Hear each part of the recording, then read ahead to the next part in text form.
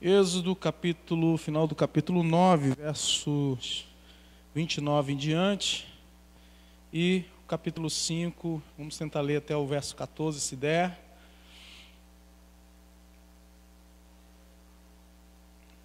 Primeiro, Êxodo 4, versos 29 em diante. Amém? 4, 29. Êxodo, segundo livro da Bíblia. Êxodo 4, 29 em diante.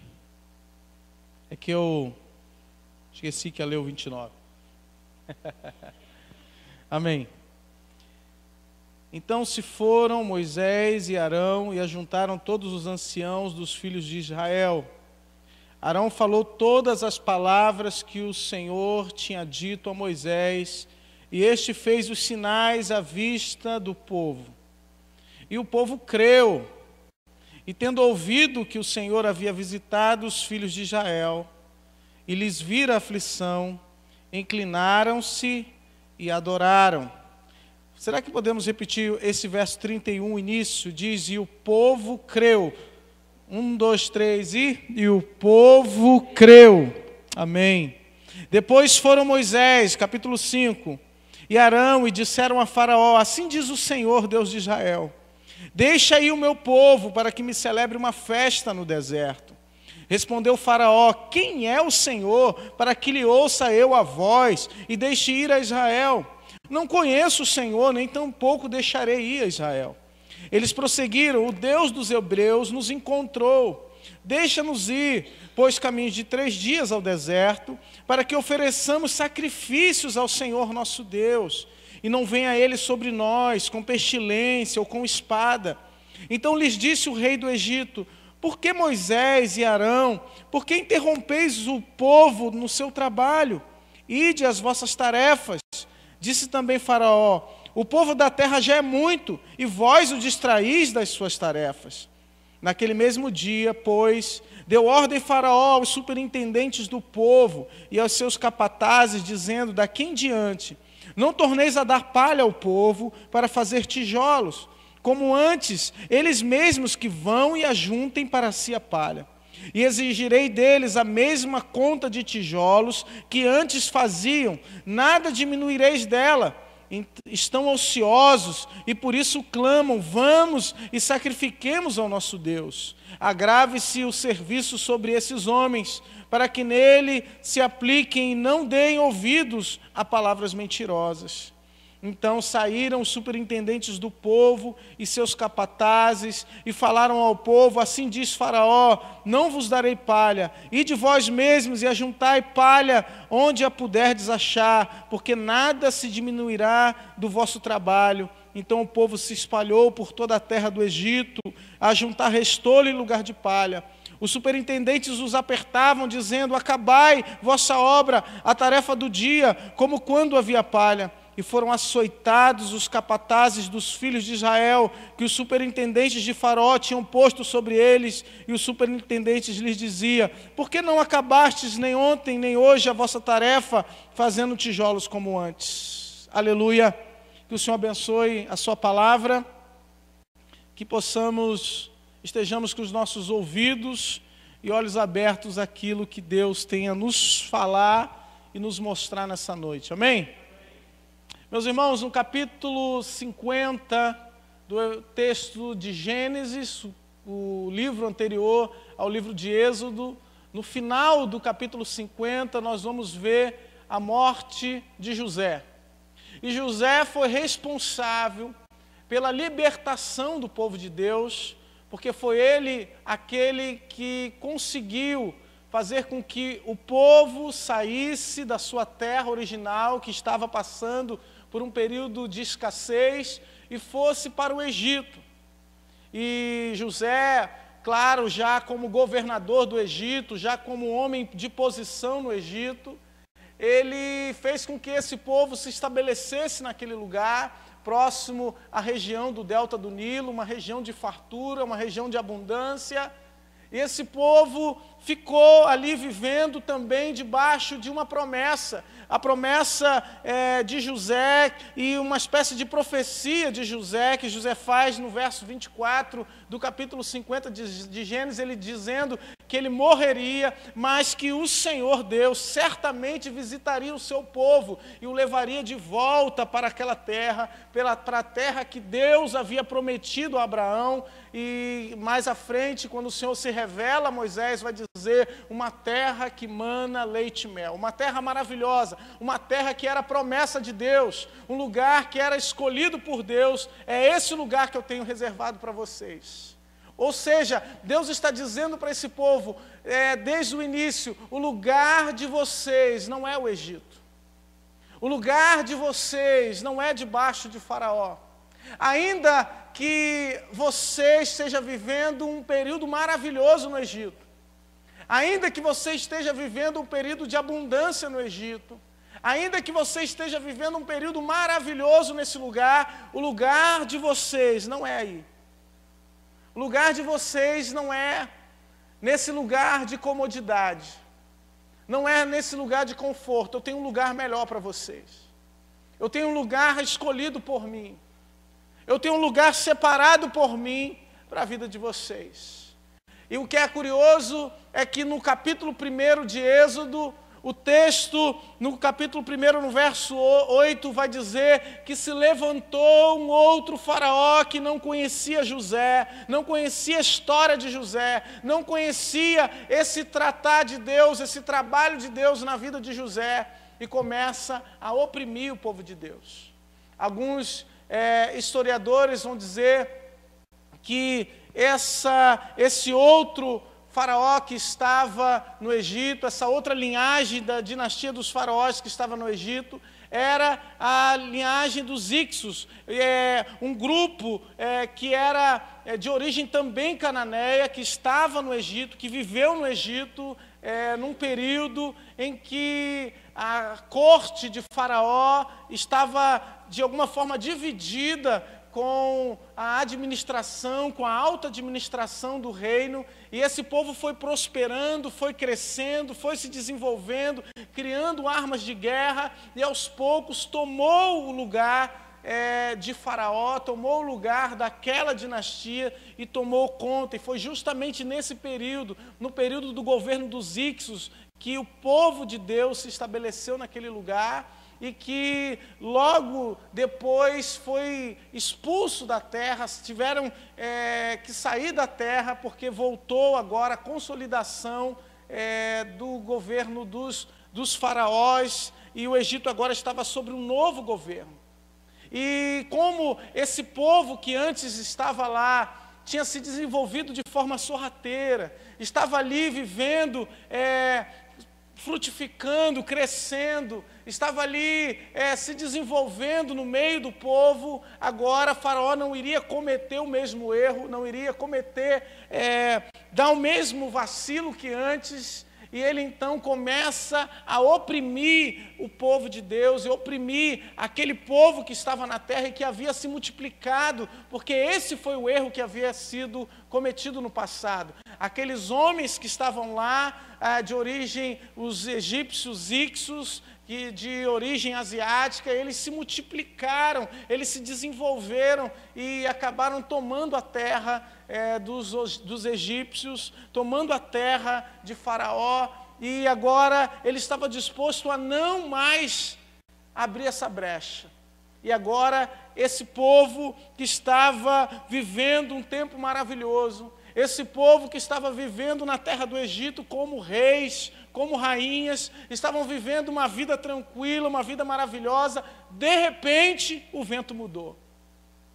De repente tudo virou motivo, aquela estabilidade, aquele conforto, aquela abundância, aquele ambiente se tornou hostil a esse povo. E às vezes acontece assim na nossa vida, queridos. Está tudo tranquilo, está tudo a mil maravilhas, estamos ganhando dinheiro, estamos desenvolvendo, estamos conseguindo dar um passo de cada vez, estamos construindo, estamos avançando, estamos fazendo novos negócios, com novas perspectivas, com novas visões, novos pensamentos, estamos crescendo, alargando a tenda, desenvolvendo. De repente, o vento muda. De repente, aquilo que para a gente era estabilidade se transforma num período de instabilidade, de vendaval, de ventania, de confusão.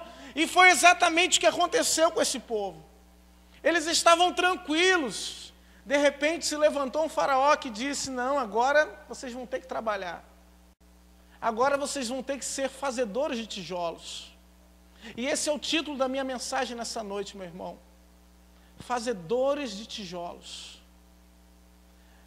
Porque às vezes nós que somos chamados por Deus, nós que temos uma promessa de Deus na nossa vida, nós que Deus estabeleceu sobre nós a sua marca, a marca da promessa, nós que fomos chamados a ser nova criatura, viver em novidade de vida, de repente o vento muda na nossa vida e tudo se faz contrário. De repente, o relacionamento que estava a mil maravilhas, o vento muda lá e tudo vira uma confusão. Dentro de casa, de repente, a confusão se estabelece.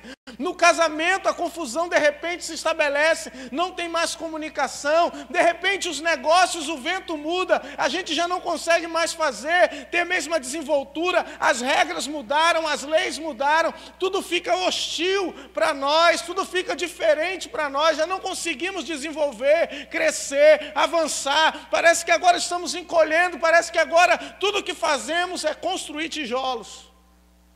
Tudo que fazemos é juntar palha e construir tijolos, fazer uma atividade que não nos vai dar, não vai nos garantir nada, nenhum reconhecimento, nenhum retorno, nada de volta para nós. Só vamos nos desgastar, trabalhar, cansar e não vamos colher nada, nenhum resultado. E foi exatamente esse o jugo que estava sobre o povo de Deus. Estavam trabalhando e não tendo resultado. Trabalhando, se esforçando, de repente o chicote começou a estalar no lombo daquele povo. O chicote começa a estalar. E meu irmão, é na hora que o chicote estala no nosso lombo que a gente se lembra de Deus. É na hora que o chicote estala no nosso lombo que a gente corre para os braços do Senhor. Pelo menos deveria correr. É na hora que o negócio aperta para o nosso lado que a gente se lembra que existe um Deus vivo. Um Deus presente.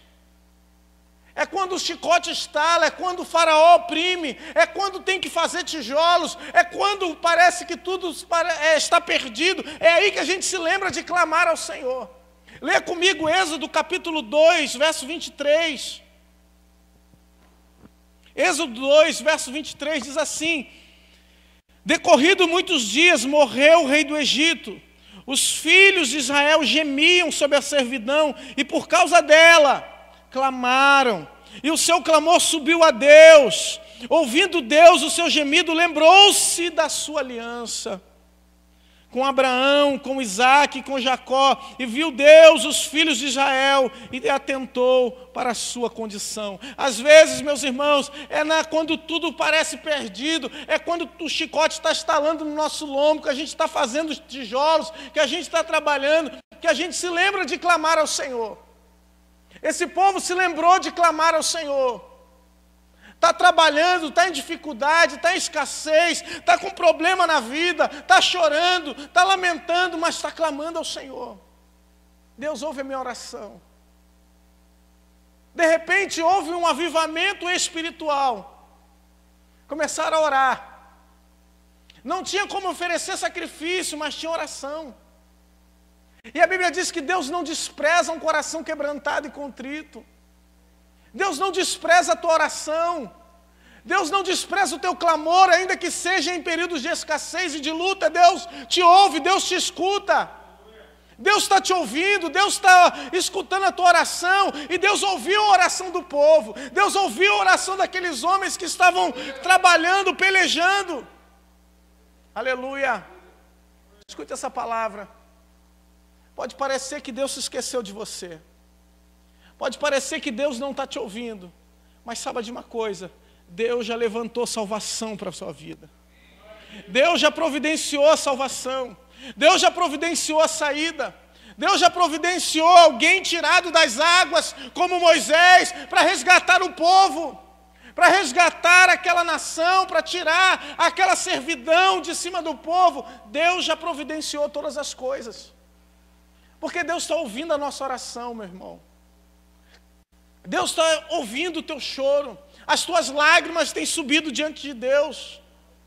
O teu clamor tem subido aos ouvidos do Deus vivo, do Deus poderoso. E Ele é poderoso para agir. Ele é poderoso para intervir nessa situação. E ainda que você não esteja vendo nada, nenhuma solução, nenhum agir, nenhum sinal no céu, nenhum sinal na terra, você não esteja vendo nenhum profeta se levantar para falar contigo, saiba que Deus já ouviu o seu clamor. Aleluia, aleluia, Jesus. Porque às vezes nós ficamos esperando ver alguma coisa acontecer. Nós oramos e ficamos aguardando talvez um profeta se levantar. Ficamos aguardando o nosso tempo de Deus responder, achando que Deus tem que responder no nosso tempo. Mas é no tempo de Deus. É no tempo do Senhor. Aleluia, Jesus. Esse povo se transformou em fazedores de tijolos. Esse povo se transformou agora um povo escolhido, um povo separado, um povo que tinha promessa de Deus, de repente se transformou num povo escravizado. De repente se transformou num povo que agora tinha que construir para outros morarem, sem receber nada em troca. De repente tinha que construir um grande império para que outros pudessem gozar desse império, para que outros pudessem estar ali. E é nesse contexto que se levanta Moisés, que Deus levanta Moisés. É nesse contexto que Deus levanta aquele que era escolhido por Deus para retirar o povo do Egito. É nesse contexto que Deus levanta um homem que estava cuidando de ovelhas no deserto e fala com ele por meio de uma sarça e o conduz de volta ao Egito para resgatar o seu povo. Dizendo, eu ouvi a oração do meu povo e você é a resposta dessa oração.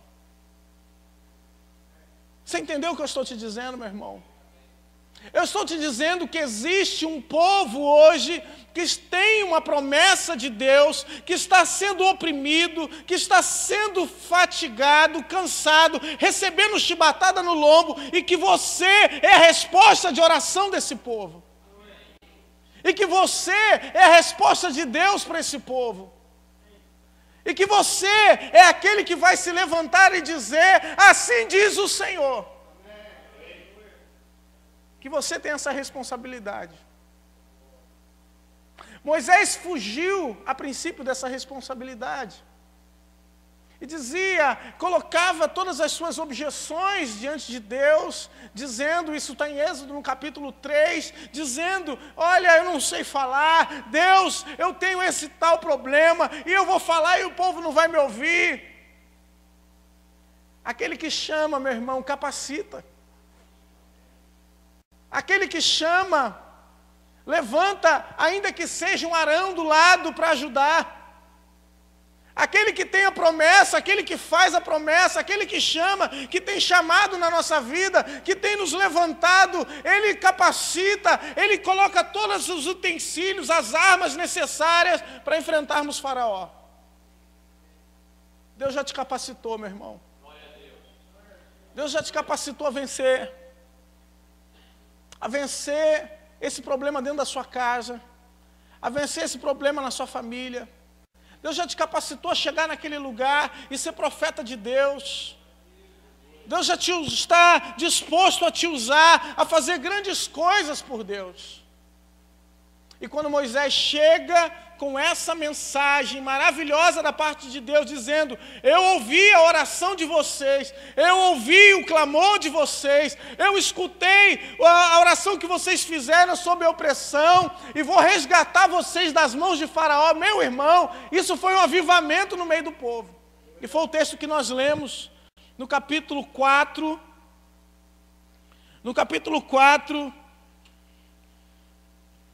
aqui no verso de número 30 em diante, Arão falou todas as palavras que o Senhor tinha dito a Moisés, e este fez os sinais à vista do povo, e o povo creu. O povo acreditou. O povo teve fé. Acreditou, queridos, porque quando estamos num momento de opressão, quando estamos passando por um momento de provas e lutas, e de repente Deus levanta um profeta, um resgatador, um homem de Deus, alguém que diga, assim diz o Senhor, a nossa primeira atitude é crer. Deus está nos livrando. É festa. A gente sai cheio de fé do culto. A gente sai cheio de fé e de esperança, porque era uma promessa de Deus. É algo que Deus falou, é algo que Deus disse a nosso respeito. Deus falou que vai libertar, cheio de fé, acabou o congresso, aleluia! Deus falou. Amém. Só que na realidade acontece outra coisa. No dia a dia, no amanhã, quando a gente acorda, levanta da cama, a gente tem que enfrentar uma realidade. Porque existe um tempo da promessa se cumprir. Existe um período entre a promessa, entre a profecia e a concretização daquilo que Deus disse. E às vezes nós queremos eliminar essa etapa. Às vezes nós queremos pular essa etapa e dizer qual é a parte em que nós agora somos abençoados por Deus. Êxodo, nós vamos ver que Moisés chega então diante de Deus. E o pedido de Moisés era claro, Faraó, deixa o povo ir, deixa o povo adorar, deixa ir 3 dias no deserto para que o povo vá adorar. E meu irmão, para Faraó, talvez, para aquele povo ir ao deserto, adorar, era algo essencial, e Faraó não iria perder esse povo. Faraó tinha carros, tinha carruagens, tinha o seu exército, poderia facilmente encontrar esse povo. Mas Faraó apresenta 3 refutações a Moisés. 3 motivos para não deixar o povo ir. E quando nós vemos a opressão, quando nós vemos a situação do mundo hoje, nós vemos que também esse mundo apresenta as mesmas refutações para não acreditar no Senhor. Faraó diz para Moisés, olha, eu não conheço o Senhor. Eu não conheço esse teu Deus. Em outras palavras, Faraó estava dizendo, eu estou pouco me lixando para o que você está dizendo, porque eu não conheço, não estou nem aí para esse Deus. Eu não estou nem aí para o que esse Deus pode fazer, porque para mim ele não significa nada. E às vezes, meus irmãos, nós queremos falar a palavra de Deus, nós queremos transmitir a verdade de Deus para as pessoas, e elas estão dizendo, eu não conheço esse Deus que você serve. Eu não conheço esse Deus que você está falando para mim. Eu não sei que Deus é esse que você está querendo me apresentar. Eu não entendo, eu não compreendo. E meus irmãos, essas pessoas precisam ver os milagres de Deus para começar a crer. Elas precisam ver a bênção de Deus, o milagre de Deus acontecer, as maravilhas de Deus acontecerem, para poderem ver e crer no Deus que você crê. Para poder acreditar no Deus que você acredita. Segunda preocupação de Faraó era uma preocupação financeira. Ele era o dono do trabalho. E como dono do trabalho, deixar o povo sair 3 dias significava 3 dias sem trabalho. 3 dias sem fazer tijolos. Porque o objetivo da opressão é te afastar, em primeiro lugar, da oração, é te afastar de Deus. A chicotada de Faraó tem um objetivo, e o objetivo é fazer você trabalhar e se esquecer do Deus que você serve. Se esquecer das maravilhas de Deus, se esquecer do livramento de Deus, se esquecer daquilo que Deus fez no passado, se esquecer de onde Deus te tirou, se esquecer daquilo que Deus já fez na sua vida. Esse é o objetivo das opressões que nós enfrentamos. Fazer com que a gente se esqueça de Deus. Fique preocupado com a opressão. Faraó, então, apresenta a sua preocupação com o lucro. Ele diz, olha, eu não vou deixar esse povo ir, vou tomar prejuízo, ficar 3 dias sem trabalho. 3 dias que vamos perder. É um período em que não vamos produzir nada, não vamos produzir tijolos. Porque quem nasceu para fazer tijolos tem que morrer fazendo tijolos. E é essa visão que o inimigo tenta pôr na vida das pessoas hoje. Se você nasceu assim, você tem que morrer desse jeito. Se você nasceu pecador, você tem que morrer pecador. Se você é alcoólatra, tem que morrer alcoólatra. Se nasceu nas drogas, tem que morrer desse jeito. Mas Deus te chamou da morte para a vida. Deus te chamou para uma nova vida, para um novo caminho, para uma nova direção. Para uma nova perspectiva de milagres, de maravilhas, de ver o mar se abrir, de ver maravilhas acontecerem. Esse é o chamado de Deus para nós. Aleluia, Jesus. Aleluia. E às vezes essa preocupação entra no nosso coração. Estamos preocupados tanto com dinheiro, queridos, tanto com o tempo que gastamos para ganhar mais dinheiro, para conquistar mais negócios, para conquistar mais áreas e de repente nos esquecemos de Deus. Nos esquecemos do Senhor. Trabalhamos tanto, nos afatigamos tanto, nos preocupamos tanto e nos esquecemos de adorar a Deus. A terceira atitude de Faraó é aumentar a carga sobre o povo. Já que quer adorar, já que quer se afastar, é sinal de que não está fazendo nada. É sinal de que está ocioso. Agora vai ter que apresentar a mesma produtividade ou a mesma quantidade de tijolos, só que agora vai ter que catar a palha para fazer o tijolo. E meu irmão, uma das armadilhas e uma das ciladas que caímos no nosso dia a dia é quando temos a tendência de aumentar a nossa carga, aumentar o nosso trabalho, nos afastando de Deus. Porque Faraó tinha um objetivo: impedir o povo de adorar, impedir o povo de agradecer a Deus, impedir esse povo de estar na presença de Deus. Por isso aumentou a carga, aumentou o trabalho. E quando caímos nessa armadilha da carga aumentar na nossa vida, de repente nos afatigar com outras coisas, nos preocupar com outras coisas e nos esquecer de Deus, dos milagres de Deus, nós também estamos abrindo mão daquilo que Deus tem para nós. Diante, meus irmãos, dessa atitude de Faraó, nós vamos ver agora qual era a atitude do povo. Êxodo, no capítulo 6, no verso 9, o texto vai dizer: desse modo falou Moisés aos filhos de Israel, mas eles não atenderam a Moisés por causa da ânsia de espírito e da dura servidão. Aquele povo que creu, aquele povo que estava cheio de fé, aquele povo que tinha escutado uma palavra maravilhosa de que Deus os havia de tirar do Egito, de repente já não conseguia nem ouvir Moisés falar. De repente já nem conseguia ouvir o que o homem de Deus tinha a dizer. De repente já não conseguia nem escutar as promessas de Deus, porque estava com ânsia de espírito, coração amargurado. Pensei que Deus ia me livrar, entrei na igreja, pensei que Deus ia fazer grandes coisas na minha vida, está aí piorando, está aí apertando.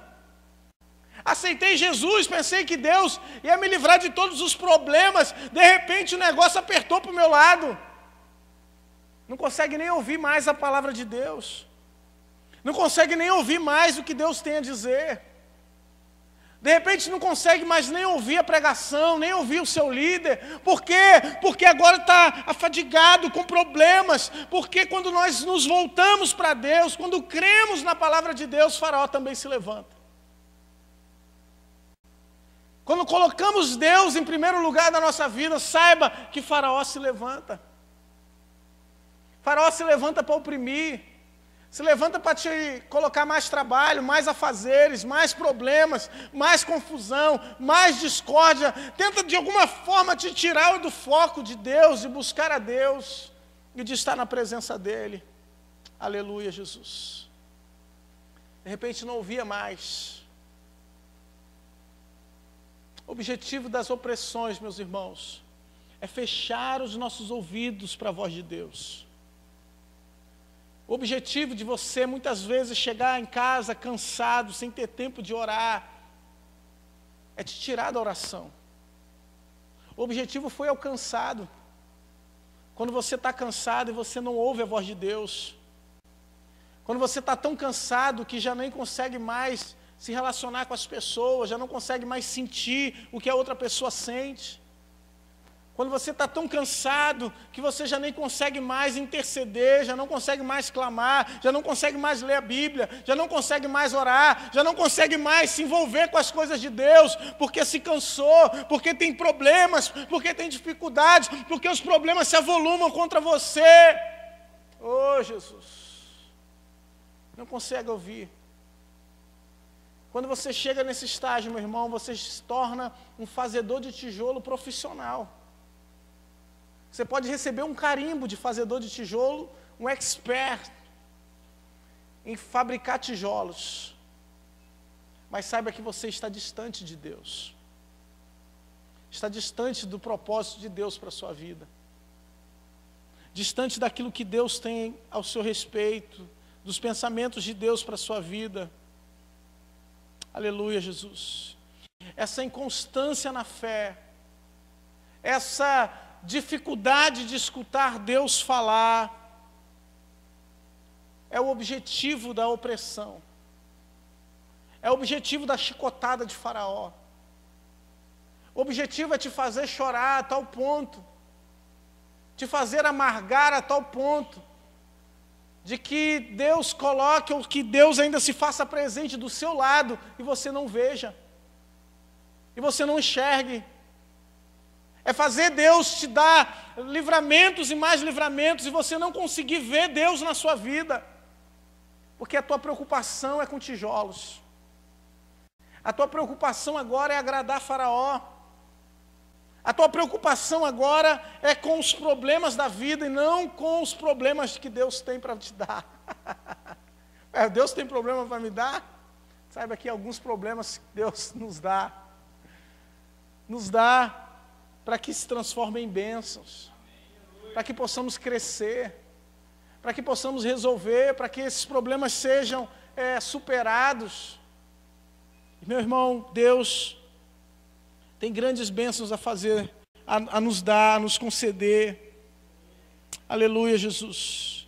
Esses homens foram açoitados, humilhados, foram oprimidos.